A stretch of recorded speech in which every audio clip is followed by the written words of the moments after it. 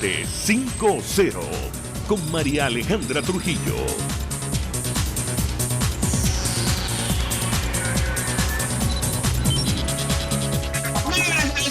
Caracas Radio, lo mejor este jueves 3 de octubre del año 2019. Todo el equipo que trabaja para ustedes a partir de esta hora los saluda. Variada y abundante información que compartir y analizar, como es costumbre, la tarde de hoy. La estación de mezcla de crudo Petrosivenza detuvo operaciones debido a la acumulación de inventarios en Venezuela. Según la agencia de noticias Reuters, PDVSA y la China National Petroleum Corp suspendieron el proyecto de expansión de Petrosivenza. La información trasciende momentos en los que, se conoció que Venezuela ha doblado el envío de crudo a Cuba.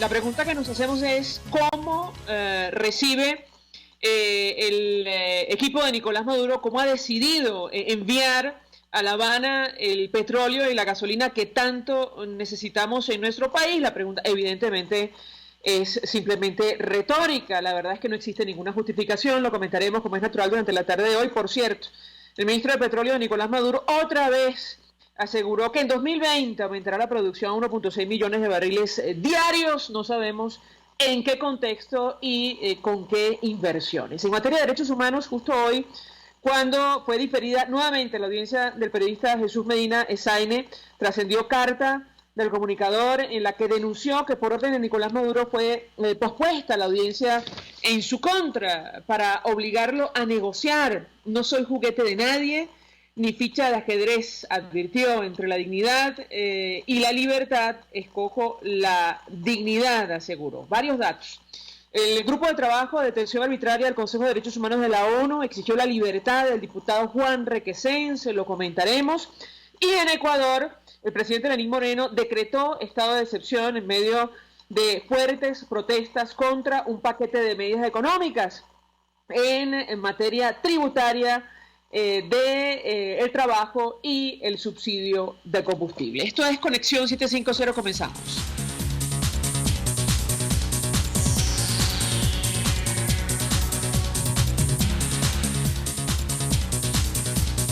¿Qué está pasando en este país? Y saludamos vía telefónica a nuestro primer invitado. Se trata del doctor Juan Guillermo Requesens, padre del diputado Juan Requesens. Como siempre, 1.000.000 de gracias por atendernos. Buenas tardes. Gracias, María, gracias por ese contacto. Aquí estamos a la orden siempre y gracias a ustedes por estar pendientes de Juan. Mucho interés de conocer una primera reacción de su parte, doctor Requesens, en torno a esta solicitud o exigencia del Grupo de Trabajo de Detenciones Arbitrarias del Consejo de Derechos Humanos de la ONU para que liberen a su hijo, el diputado Juan Requesens. ¿Qué puede decirnos? Bueno, fíjate, esto es un trabajo que las cosas diplomáticas y la justicia va lento pero seguro. Esto es un trabajo de hormiga que se ha hecho minuciosamente con la parte internacional, en las denuncias que se han hecho ante la Corte Interamericana de Derechos Humanos, ante la ONU, ante la Corte Penal Internacional. Y verdaderamente se logró el objetivo, que era desmontar todo ese tinglado de farsa que montó el gobierno en cuanto a Juan. Echamos por tierra todos los argumentos de ellos y ahí está el resultado de ese trabajo serio y objetivo, donde no encontraron ninguna evidencia de culpabilidad de Juan y de hecho están exigiendo su libertad, hasta indemnización, etcétera, y una investigación seria para todos aquellos funcionarios desde el momento en que secuestraron a Juan y a Rafaela hasta ahora que han violentado el Estado de Derecho de Juan. Doctor Requesens, la pregunta que yo le haría es, ¿el equipo de Nicolás Maduro se puede negar a esta petición que está haciendo el Grupo de Trabajo de Detenciones Arbitrarias de Naciones Unidas? Bueno, fíjate, aquí lo vemos diariamente. Mira, una juez se suspende una audiencia porque el SEBIN, un organismo de seguridad, no trasladó. No le hacen caso a un juez. Ellos pueden negarse, lo sabemos. Esto es un mandato ya de la ONU, las Naciones Unidas, de lo que están manejando la parte de detenciones arbitrarias, estos delegados de la doctora Bachelet. Entonces, ellos pueden negarse a hacer. Acuérdate que esto es un gobierno usurpador fuera de la ley. Ellos hacen lo que quieran. Entonces, simplemente mañana tendrán que enfrentarse entonces a la justicia. Todos los funcionarios, incluso los que dan las órdenes y los que las cumplen arbitrariamente. Entonces, ellos pueden negarlo, lo sabemos. Y acuérdate que Juan Requesén, el diputado, es un preso político, una ficha para ellos, no me gusta decirlo, pero es así, y es difícil que se produzca la liberación así por así. En un país serio, donde hubiera un sistema de gobierno serio, pegado a la Constitución, Juan Requesén desde el primer día estuviera libre. No estuviéramos a estas alturas de este juego. Ellos pueden hacerlo, pero que sigan violentando la ley, porque ya está un pedido del máximo organismo mundial que está en la ONU. Bueno, doctor Requesén, se lo hemos conversado en otras oportunidades, todo el proceso en torno al diputado Juan Requesén está plagado de irregularidades desde el inicio, desde el momento de su detención junto a su hermana Rafaela Requesén, cuando fue violentada su inmunidad parlamentaria, además sin una orden judicial. Yo le pediría un comentario de su parte en torno a este tema. Es correcto, como lo vimos desde el principio, esto está plagado de vicios, de irregularidades. Me presentaron en mi residencia a llevárselo a los dos sin una orden judicial, a ninguno de los dos como ciudadanos. Juan con más razón que es un diputado que no puede ser detenido de esa forma. Y en caso tal, él tiene que estar en la casa mientras se realizan las averiguaciones de acuerdo a la Constitución. Eso es el artículo 200, lo ampara. Después de allí ha tenido aquellos tratos crueles e inhumanos que tuvo, lo drogaron para obtener una confesión, una audiencia de presentación casi una semana después retardos porque el juez no daba despacho o el SEBIN no trasladaba, etcétera. Las visitas de los familiares empezaron de una manera irregular y tardía. Los abogados por primera vez lo asisten los primeros días de diciembre. O sea que esto está plagado de irregularidades y eso es lo que ellos, si ves el informe creo que son 18 páginas, de que salió ayer, por cierto, públicamente, está todo allí especificado y por eso toman la determinación de que Juan es inocente y tienen que el remedio, como ponen allí, es la libertad de Juan. Eso lo sabemos allí y los funcionarios que incurren en eso van a ser investigados porque eso es una disposición que pusieron en ese ordenamiento. Fíjate otra cosa, le exigen al gobierno que deben de publicar en todos los medios el aviso y la resolución de ayer y no lo han hecho. ¿Cuál es la situación del diputado Juan Requesén, doctor? ¿Cuándo fue la última vez que pudo usted verlo? Bueno, fíjate lo siguiente. Juan está como decimos los médicos, en aparente buenas condiciones generales. Obviamente cuando él salga habrá que ser sometido a todos los exámenes rigurosos inherentes a su cirugía bariátrica, estado general, etcétera. Moralmente está muy en alto. Fíjate una cosa, Alejandra, que él dice: mira, papá, la libertad de un Requesén no se mendiga ni se implora porque uno es inocente. Segundo, peor que yo esté preso está el pueblo venezolano sufriendo las calamidades que están. Que si el precio que él tiene que pagar por la lucha por la Venezuela justa, que nos merecemos todos en la cárcel, él aguanta. Que a él no le van a doblegar sus principios ni sus valores.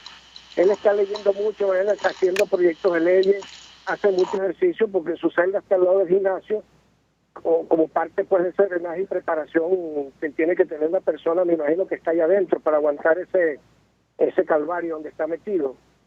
Entonces él manda ese mensaje de Venezuela de que, y me lo dijo la visita la semana antepasada, me dijo: mira papá, hay que seguir trabajando en unidad, apoyar al presidente Guaidó y a la Asamblea Nacional. Que cuando yo salga de aquí voy a salir a echarle pichón, dijo otra palabra por supuesto, hay que echarle pichón a la reconstrucción de este país junto con sus compañeros. Doctor, veíamos en redes sociales un mensaje de sus nietos. Yo le pediría un comentario al respecto, el impacto que esto ha tenido para su familia y los hijos del diputado Requesén, que están tan pequeñitos. Lo escuchamos. Bueno, fíjate, Sabina Adriano tiene 2 años, cumplió ahorita en septiembre, y Sabina cumplió 4, a ella se le ha dicho que su padre está en una misión secreta. Y realmente cuando yo vi esa pregunta que le hizo a su mamá, a Oriana, bueno, imagínate, decirle que cuando papá Dios va a ayudar a terminar a su papá de la misión secreta en que está, que ella está, y ella lo que vive pendiente, habla conmigo, y cuándo vamos a ver a mi papá, etcétera, porque ella ya está. Ella no entiende de lo que es un preso ni lo que es eso. Entiende de que su papá está en una misión secreta y que no puede compartir con él. Entonces no es fácil, no ha sido fácil llevar esto.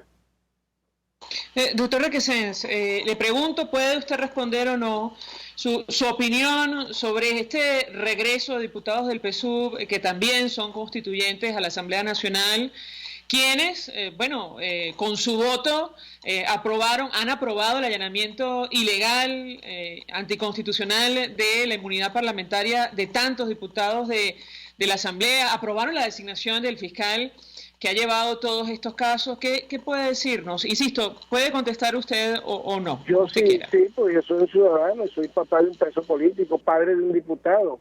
Entonces, fíjate, mi apreciación es la siguiente: ¿con qué objeto están regresando? Yo no lo sé. ¿Será que el barco está haciendo agua? Es lo que me pregunto. Por otro lado, vamos a ser objetivos. Ellos, de acuerdo al artículo 191, los únicos que no pueden ser considerados diputados son aquellos que estuvieron en cargo público.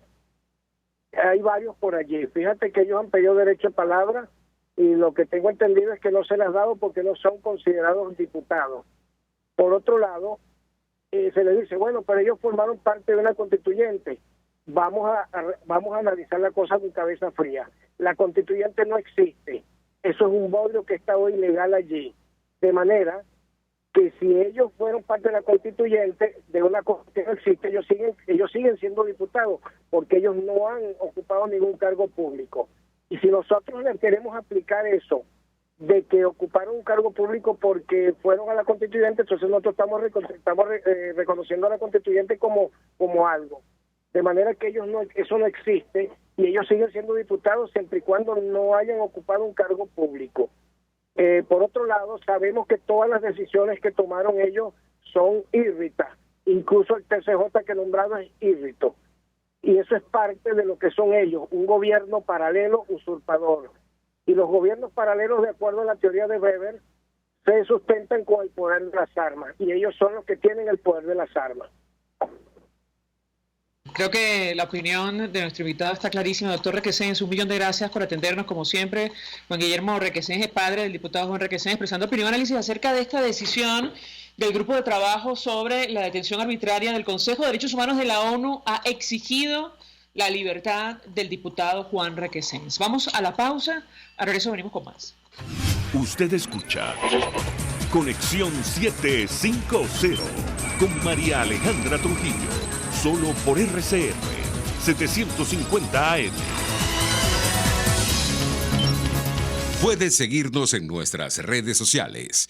En Twitter, @RCR750, la radio que se ve. Colegas ingenieros, arquitectos y profesionales afines, el CIB a lo largo de sus 157 años de existencia siempre ha estado del lado correcto de la historia, defendiendo fervientemente la democracia, el profesionalismo y el desarrollo integral de nuestra querida y amada Venezuela. Y aunque pensemos que la oscuridad nunca se termina, amanece, siempre amanece, porque Dios puede más, siempre puede más. En carnavales, Semana Santa, vacaciones escolares y navideñas, aprovecha las promociones y ofertas de Cauchera Fran Luis en RIL 13, 14, 15, 16, 17 y para camiones en cauchos nacionales e importados a precios insuperables. Final Avenida Baral, pasando la estación de servicio y al lado del banco. Teléfono 0416-607-6406. Cauchera Fran Luis, tu mejor opción. Mensaje del ingeniero Kenick Navarro, presidente del FONPRES CIB. Apreciado colega ingeniero, arquitecto y afín, el Fondo de Previsión Social del Colegio de Ingenieros de Venezuela, FONPRES CIB, diseñó para la protección de tu salud el Sistema Integral de Previsión Social. El mismo tiene a tu disposición beneficios de la solvencia, asistencia primaria de salud, el plan de salud con coberturas de acceso VIP, todos estos planes pensando en la protección de tu familia. Para mayor información visita fonprescib.net.be. Colegio de Ingenieros de Venezuela, construyendo futuro. Un espacio que analiza y debate la coyuntura política, económica y social de nuestro país. Acompañe cada mañana a la periodista María Alejandra Trujillo en Palabras Más, Palabras Más, Palabras Menos. Palabras Más, Palabras Menos. Informes, entrevistas, análisis y discusiones sobre los temas de actualidad. Es lo que más te puedo dar, es lo de siempre. Palabras Más, Palabras Menos, de lunes a viernes, de 7 a 8 de la mañana, por RCR 750 AM.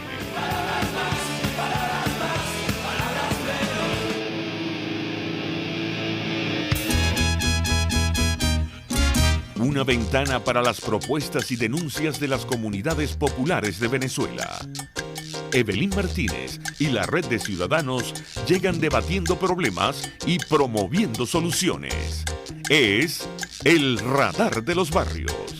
Por la autonomía de los movimientos sociales que no pueden ser complementos de partidos o gobiernos. El Radar de los Barrios, de lunes a viernes, a partir de las 10 de la mañana, por RCR 750 AM. El poder de la comunicación en tus manos. Conexión 750 con María Alejandra Trujillo. Solo por RCR 750 AM.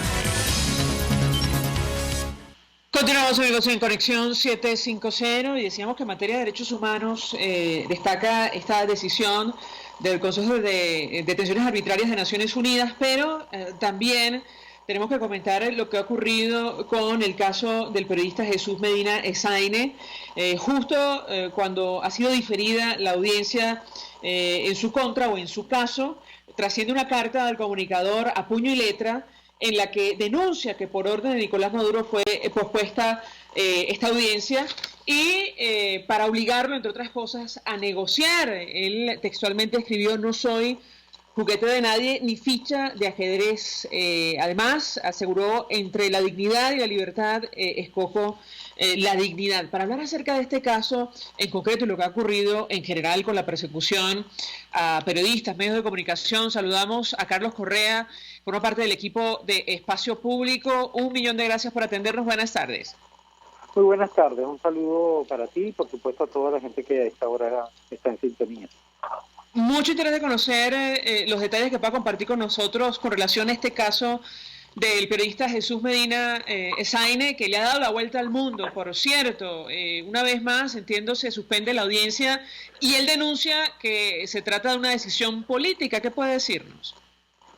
Bueno, en líneas generales, casi todos los casos que están sometidos a la jurisdicción penal en el país son sometidos a un proceso que no es de naturaleza judicial. Es decir, nosotros acompañamos el caso de Pedro Jaime y también tenemos ya más de 7 meses en los que en 8 oportunidades no se ha suspendido la audiencia. Entonces es un mecanismo en el que no trasladan a la persona detenida, es un mecanismo que lo que hace es someterlo no a un proceso judicial, sino a un proceso prácticamente de hostigamiento y tortura. Es decir, es una suerte de incertidumbre a la que se somete a las personas que están detenidas, ¿no?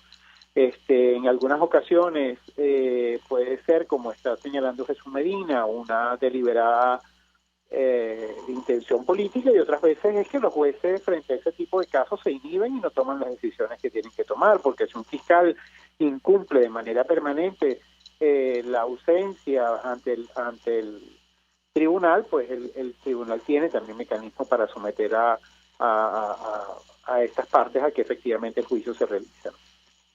Ahora, tengo que preguntarle, en el caso concreto de Jesús Medina, hace algunos días denunciaban que su salud se ha deteriorado. ¿Qué información manejan ustedes al respecto? Bueno, nosotros no manejamos directamente ese caso. Este es un caso que tiene la compañía de otras organizaciones y también de otros abogados, pero entiendo que sí que se denunció una situación en el campo de la salud.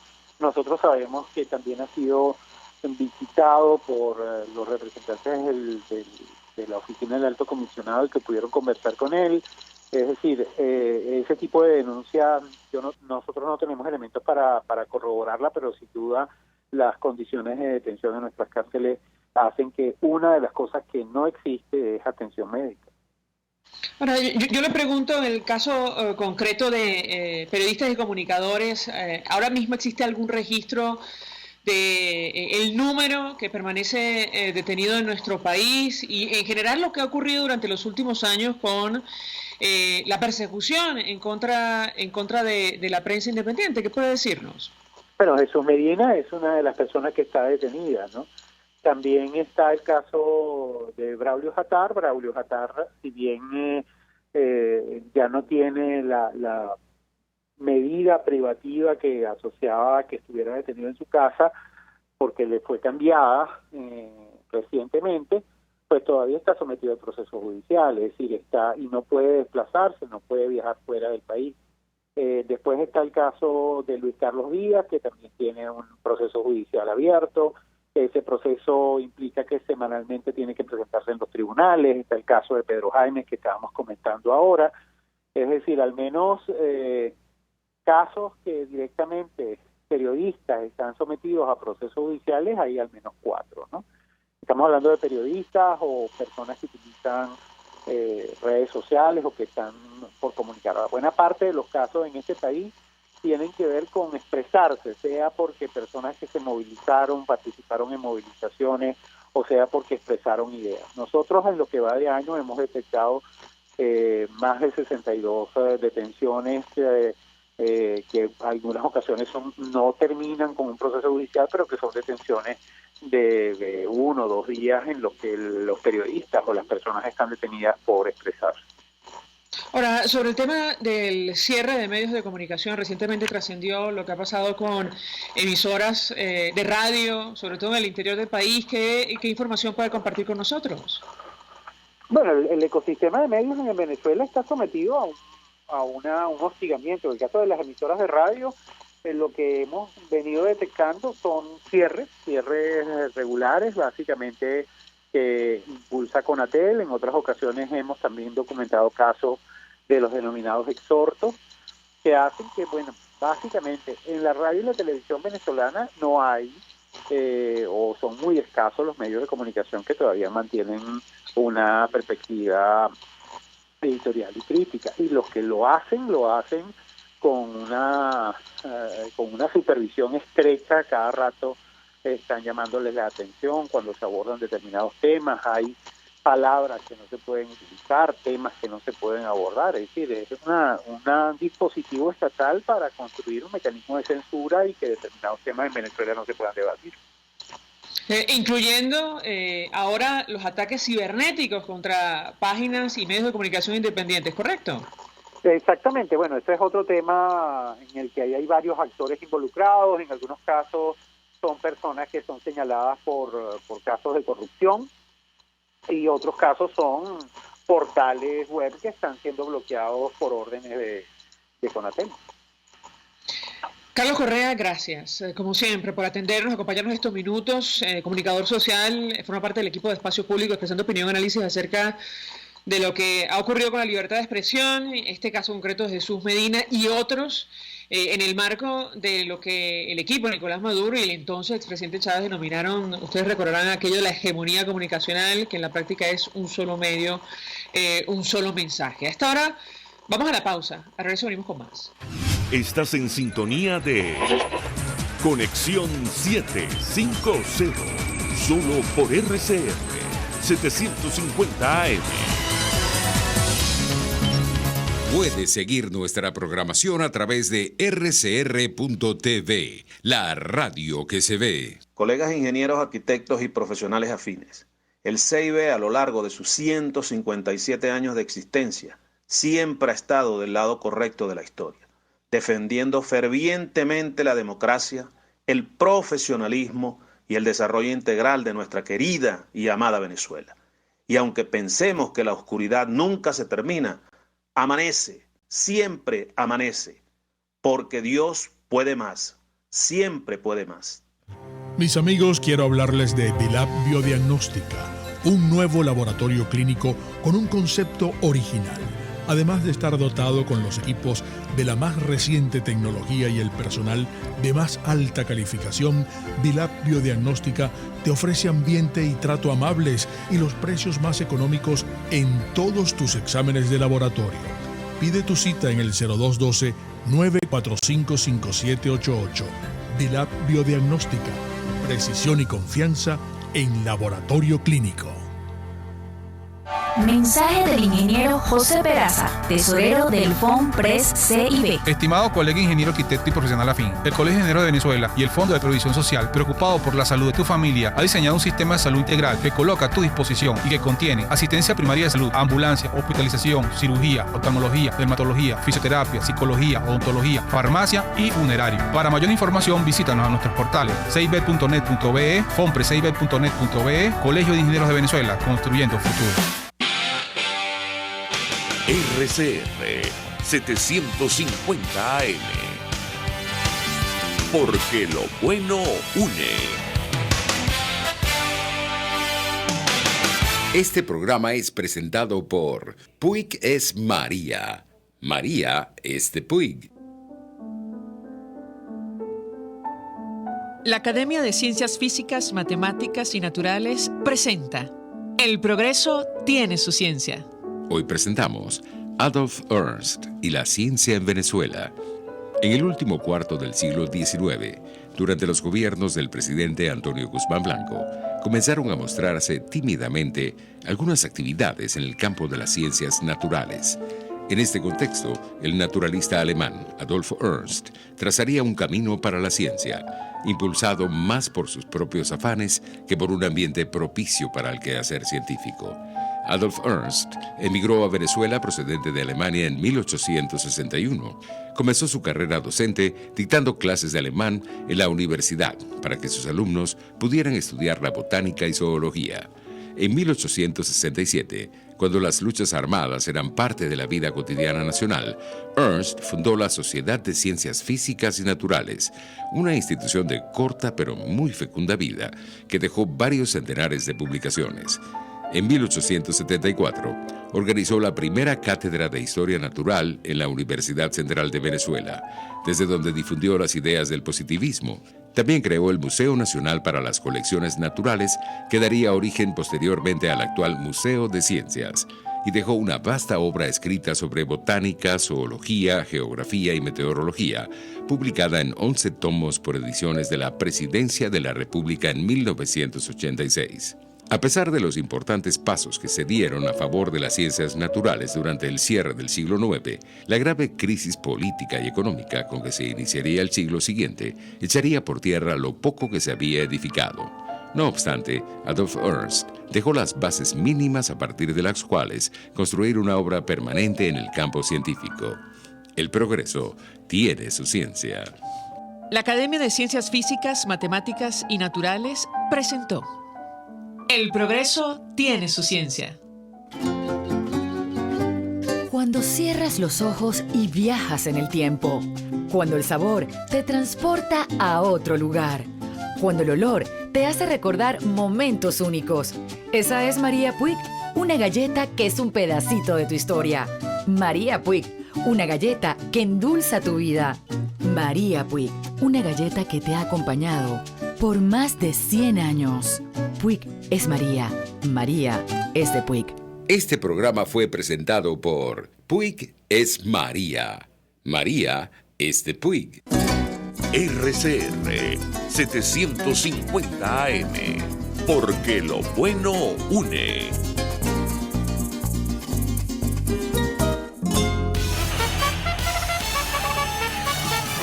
Conéctese a la emoción del hippismo nacional e internacional en Trasnocho Hípico, con la llave ganadora, Jesús Oropesa y Héctor Alonso. Estadísticas, entrevistas, pronósticos. Trasnocho Hípico, todos los miércoles, jueves y viernes a las 11 de la noche.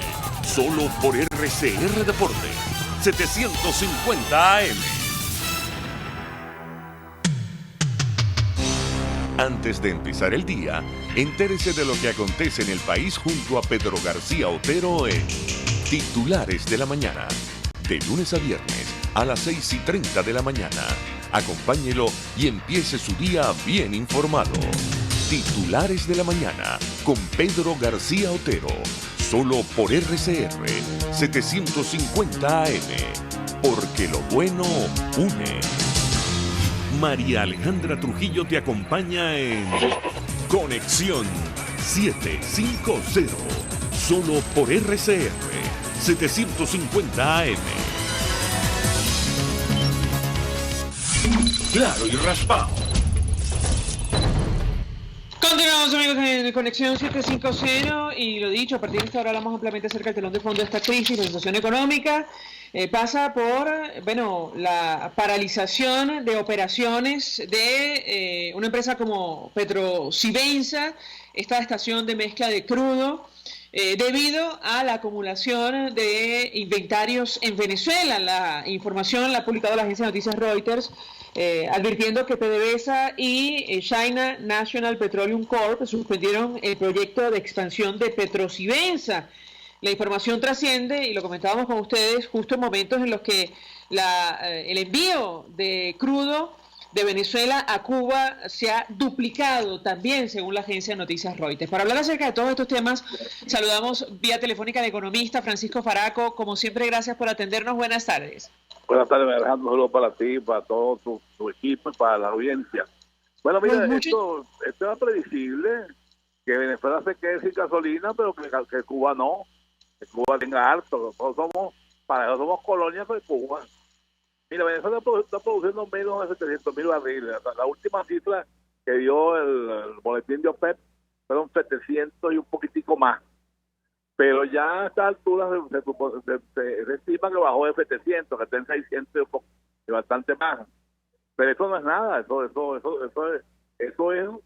poco más que el consumo interno de Venezuela. O sea que si nosotros estamos ganando petróleo a Cuba, estamos importando petróleo a precio de mercado para mandarle petróleo regalado a Cuba. O sea, el subsidio a Cuba tendrá que ser entonces enorme, porque el complemento del consumo en Venezuela hay que comprarlo a precios internacionales. Eso es insólito. Pero como insólito es el hecho de que nosotros tenemos que pagar este año, creo que nos falta por pagar unos 5 o 6 mil millones de dólares, no tenemos cómo pagarlo. Entonces Maduro dice que si no le quitan las sanciones él no paga, como si él le debiera al gobierno americano y no le debiera a los privados, como no fue, o si hubiese mil mecanismos para pagarlo, simplemente no tenemos con qué pagarlo, y Maduro no lo quiere decir porque no me puede explicar qué se hizo con la catarata de dólares que quedaron después en los años de Chávez y del mismo. Y pero entonces estamos apagados por una parte por el petróleo, por otro lado con una insuficiencia de divisas monumental y una caída del PIB que estiman más o menos el 60% este año. Esta es la peor crisis económica que se ha dado en toda América Latina. Nunca había visto una cosa como esta, no al menos en el siglo XX y XXI. En este contexto, ¿cómo es posible que el ministro de Petróleo designado por Nicolás Maduro todavía prometa incrementar la producción a 1.6 millones para el año 2020? Bueno, porque ellos prometen cualquier cosa. Algunos prometen cualquier cosa cuando quiere sacar provecho de una situación. O sea, ellos ayer nada más estaba Maduro y estaba a mí voceando allí que pues el 2020 es el año del despegue, es el año básico para Venezuela. De tonterías, y la gente se come esa coba. Porque yo hoy, algunas personas me sacaron y me preguntaban, ¿usted cree de verdad que para el 2020? Bueno, ¿ustedes creen que el año nuevo cambia las realidades? Ahí no simplemente se comienza un puntaje nuevo, pero la realidad es la misma. No tenemos el PIB en Venezuela está en el suelo, el petróleo está en el suelo, la capacidad de pago está en el suelo, todo está en el suelo. Le pregunto porque hemos conversado con otros analistas, algunos desestiman o le restan. El cabello, hablando maravillas de Corea del Norte. ¿Cómo que no sabe que un camarada de él llamado Aguila Meda tuvo 7 años proceso solitario en Corea del Norte? No saben nada. Es asombroso cómo gente tan ignorante puede haber calculado el poder en Venezuela.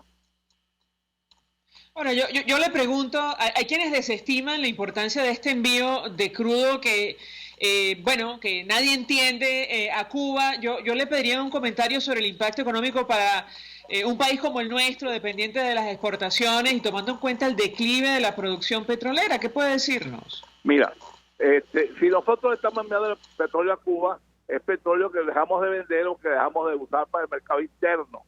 El mercado interno venezolano es un mercado que se estimaba antes en 700.000 barriles, digamos que ahora sean 600, 550.000, pero es que cualquier diferencia allí, cualquier cosa que enviemos a Cuba te voy a comparar el mercado internacional, porque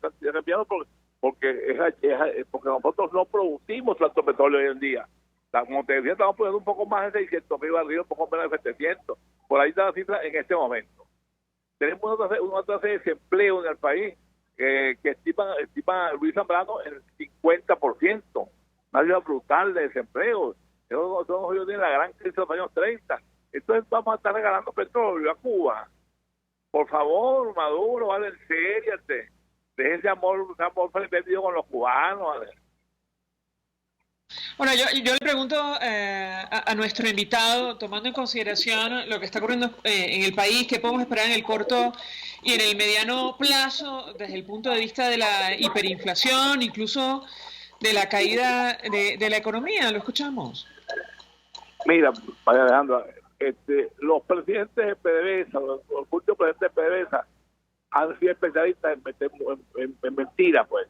¿Cómo va a decir Quevedo que él va el año que viene a producir 1.200.000 barriles cuando hoy en día no puede producir 700? Entonces, mira, yo creo que ya basta de que esta gente le caiga a mentiras al país. Vamos a asumir esta triste realidad de país menesteroso, de país arruinado, de país que arruinaron ustedes, chavistas y oficiales, al alto mando militar. Eso es la gran ruina del país. Ahí hay que buscar en los bolsillos de esa gente dónde están los recursos que se evaporaron de Venezuela, que no recibió la República, no que la cogieron ellos. Horrible. Esto es horrible. Pero no queremos darnos cuenta de eso, no queremos admitir la realidad. Entonces, bueno, estamos pagando las consecuencias de nuestra propia irresponsabilidad, de nosotros haber sido tan irresponsables apoyando a quienes jamás debimos apoyar. Pero bueno, ya ese es trabajo pasado. Eso es como la gente que habla mal de la pareja con la cual decidió unir su vida en algún momento de locura. Entonces, bueno, el problema que tenemos ahora es ahora cómo salimos nosotros con esta gente dirigiendo el país. Y esta gente no dedica un minuto de sus 25 horas en la red de la televisión para diagnosticar la situación del país. No hay diagnóstico. Todo es una conspiración diabólica. Pues. Es el imperio, es la yunga, es la mosca del sueño, qué sé yo, pues. Pero el hecho real es que ellos no diagnostican los problemas, no sitúan en las causas, sino simplemente dan un número y le echan la culpa al imperialismo. Sobre el tema de Citgo, ¿qué opina usted? Lo he hablado con varios analistas, incluso diputados de la Asamblea Nacional. ¿Podemos perder el activo más importante que tiene Venezuela en el exterior? No te escuché bien, Mariana, por favor, me repita la pregunta. No, si opina usted que, como algunos analistas han dicho, podemos perder, existe la posibilidad cierta de que Venezuela pierda su principal activo en el exterior, que en este momento es Citgo. ¿Qué opina usted? Mira, todo depende de lo que intente hacer Maduro y su gente. Pero ese activo ellos lo hipotecaron. El gobierno venezolano lo dio en garantía a los bonistas cuando no podían pagar. Entonces, ¿quién lo pierde?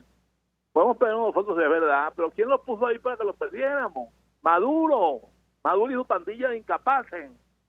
Lo pusieron allí, lo dieron en garantía para que no podían pagar, pero lo dieron en garantía. Como la gente cuando no puede pagar una cosa, da una prenda real, da la casa en hipoteca, un salsillo, una sortija.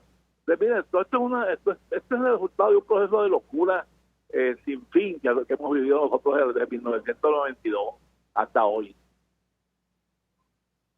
¿Qué hacer? Le pregunto a Francisco Franco, siempre le traslado la inquietud. ¿Cómo empezar a reconstruir esto si llegara la posibilidad de el inicio de una transición a la democracia en nuestro país? Mira, hay dos cosas que hay que hacer, a mi juicio. Uno es cambiar de gobierno.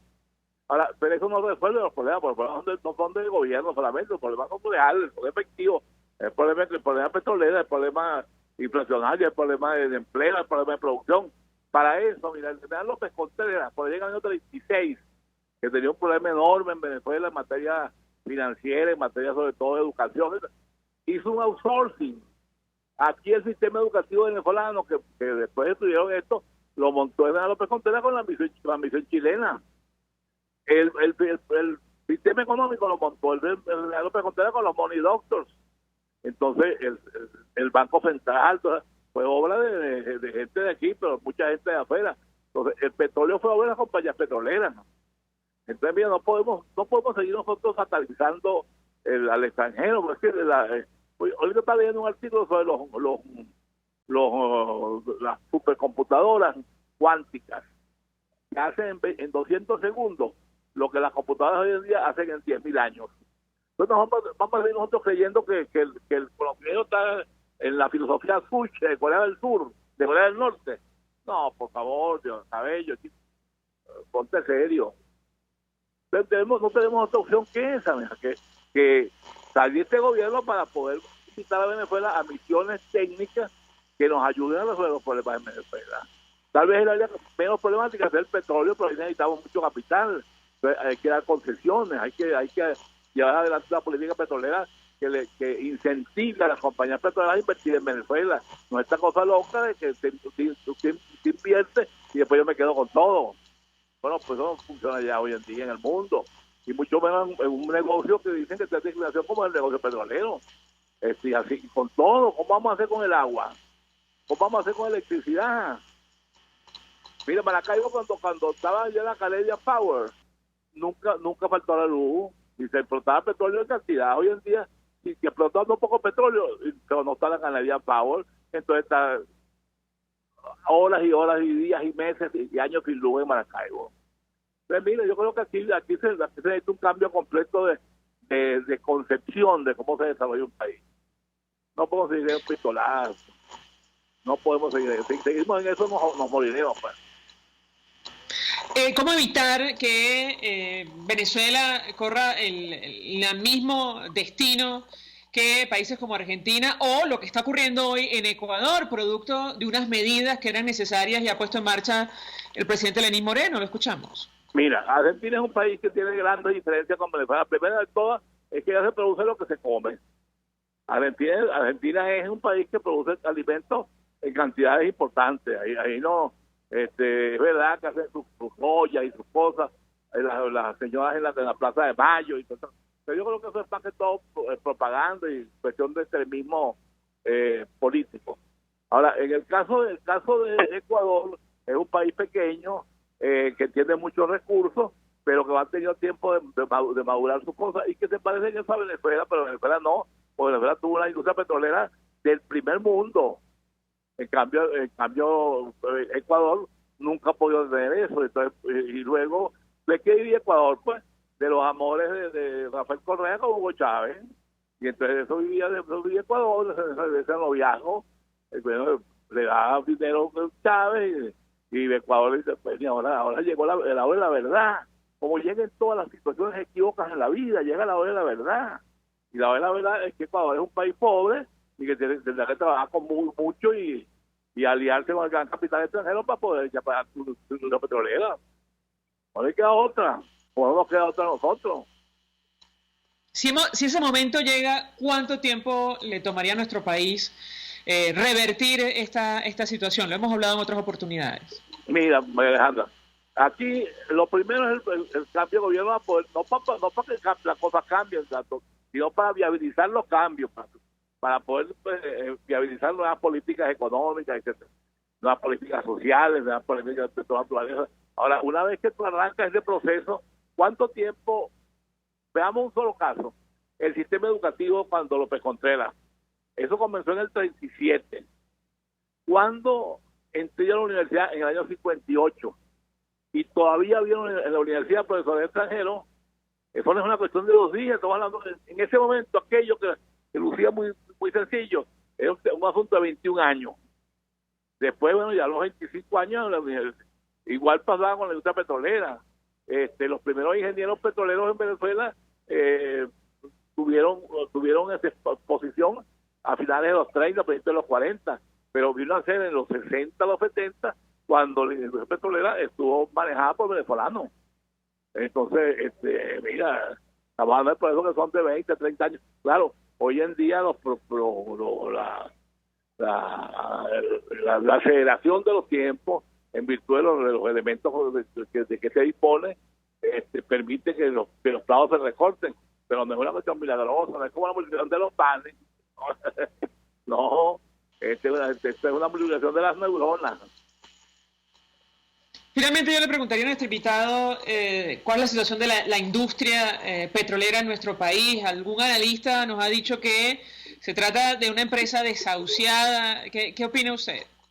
Mira, una industria son su gente y su maquinaria, y unos galpones, como sea que se llame, ¿no? Venezuela se dio el lujo, Hugo Chávez, de votar a los mejores técnicos petroleros que había en este lado de América. En el norte eran muy buenos, pero aquí eran igualmente muy buenos. Chávez los votó. Los han regado por el mundo entero. Volver a Venezuela después de 20 años, muy difícil. Porque ya tienen hijos grandes, tienen novias ahí, tienen hijos allá.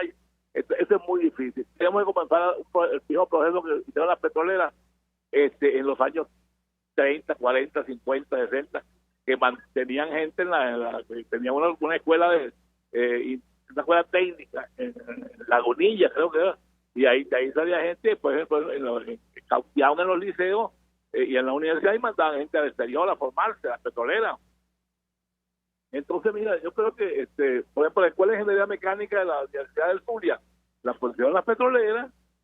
Entonces, mira, yo creo que tenemos que pensar en que este es un proceso de muy largo plazo. Es muy fácil destruir, es muy difícil construir. Economista Francisco Faraco, gracias, como siempre, por atendernos, acompañarnos estos minutos, expresando opinión y análisis acerca del tema que desarrollamos en esta parte del programa, que tiene que ver con el telón de fondo de la crisis, la situación económica que pasa por lo que está ocurriendo con la principal industria en nuestro país, Petróleos de Venezuela. Vamos a la pausa, a regreso venimos con más. Escuchamos Conexión 750, solo por RCR 750 AM.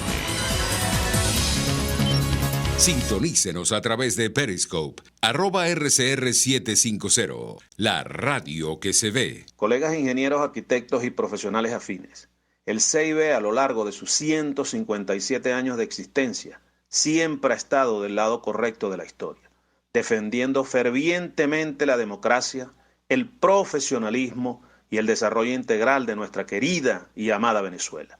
Y aunque pensemos que la oscuridad nunca se termina, amanece, siempre amanece, porque Dios puede más, siempre puede más.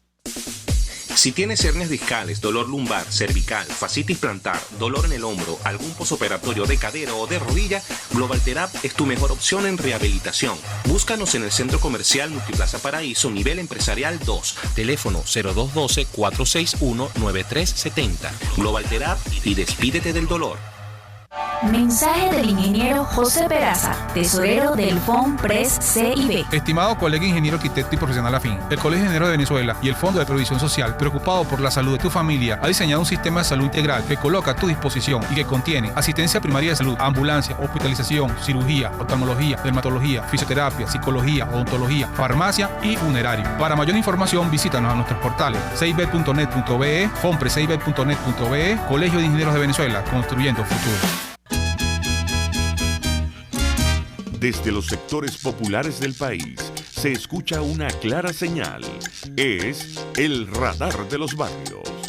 Evelyn Martínez y la red de ciudadanos le invitan a identificar amenazas, ubicar soluciones y hacer seguimiento eficiente a las problemáticas de cada sector. Un espacio contra la polarización donde se construye de abajo hacia arriba y de adentro hacia afuera. El radar de los barrios, de lunes a viernes, a partir de las 10 de la mañana, solo por RCR 750 AM. En RCR somos vanguardia. Toda la programación de tu RCR también la puedes seguir a través de la internet. Audio y video en tiempo real. Noticias y mucho más. No te pierdas ni un segundo de nuestra programación. No hay excusa ni cadena que valga para que dejes de escucharnos. Ingresa a rcr.tv, la radio que se ve. El poder de la comunicación en tus manos. Conexión 750 con María Alejandra Trujillo. Solo por RCR 750 AM. Continuamos, amigos, en Conexión 750. Cerramos con información. Saben ustedes que en Ecuador hay aproximadamente 300.000 venezolanos producto del éxodo de la migración forzosa, la salida forzosa de nuestro país. Esto según cifras de la Agencia de la ONU para los Refugiados, más de 263.000 publicada a mediados de este año. Bueno, en ese país el presidente Lenín Moreno decretó estado de excepción y ratificó medidas económicas. De esto conversamos con Francisco Faraco hace algunos minutos, cómo evitar que Venezuela pase por ese trance. El primer mandatario Lenín Moreno, y leemos la página del Universo de Ecuador, decretó en horas del mediodía el estado de excepción en Ecuador para permitir la libre movilidad de los ciudadanos ante las protestas generadas por los transportistas. Con esta decisión, el gobierno puede sacar a la calle a los militares para evitar desmanes. Moreno reiteró que hay apertura al diálogo, pero que no permitirá caos porque los grupos que crean focos de violencia están perfectamente identificados, ya que pretenden desestabilizar al gobierno. Y a propósito del cuerpo diplomático de Nicolás Maduro, la Cancillería venezolana, según tal cual anunció la Cancillería de Nicolás Maduro, evidentemente, la mañana de este jueves, que María Gabriela Chávez, hija del fallecido Hugo Chávez y quien ejercía como embajadora alternativa ante la ONU, cesó en sus funciones el pasado 15 de enero de 2019. Nosotros nos despedimos y lo hacemos a nombre de Jaime Estares en la dirección general de la estación, en la gerencia de producción Willy Charcaya, en la producción Kenyer Jaramillo y María Quintero, en los controles Víctor Mejías, quien tuvo el inmenso placer de acompañarles, María Alejandra Trujillo.